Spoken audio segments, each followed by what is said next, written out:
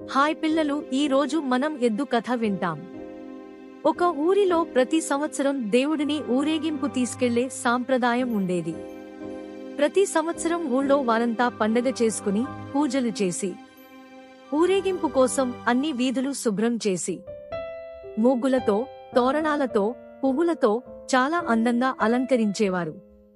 ఊరేగింపుకు ఒక ఎద్దు బండి కట్టేవారు. ఆ బండిని కడిగి పసుపు రాసి బొట్లు పెట్టి పూలు కట్టి దాన్ని కూడా అందంగా అలంకరించేవారు. మరి ఆ బండిని తోలే ఎద్దు సంగతి చెప్పాలా? ఊళ్ళో అన్నిటికన్నా ఆరోగ్యవంతంగా, బలంగా ఉన్న ఎద్దును ఎంచుకునేవారు. ఆ ఎద్దు చర్మం నిగనిగలాడేలా దానికి స్నానం చేయించి బొట్లు పెట్టి గంటలు కట్టి పట్టు వస్త్రాలు వేసేవారు. ఆహా, చాలా చూడ ముచ్చటగా తయారు చేసేవారు. ప్రతి సంవత్సరంలా ఈ సంవత్సరం కూడా ఊరేగింపుకు ఊరు తయారయ్యింది.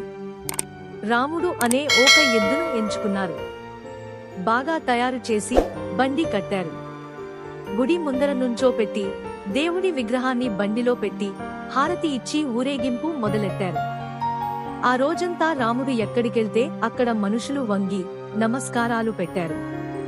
వెర్రి రాముడు ఇదంతా తనకి చేస్తున్న సత్కారం అనుకుని భ్రమపడ్డాడు.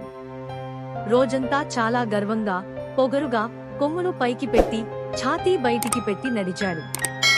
తనలో తానే మురిసిపోయి పొంగిపోయాడనుకోండి. ఇక సాయంత్రంతో మళ్లీ ఊరేగింపు గుడికి చేరింది.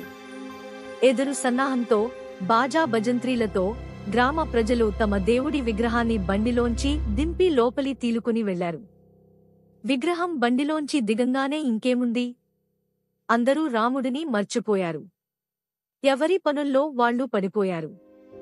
రాముడిపై వేసిన పట్టు వస్త్రాలు తీసేసి మళ్లీ రాముడిని ఎడ్లపాకలో తీసుకుని వెళ్లి అక్కడ వదిలేశారు.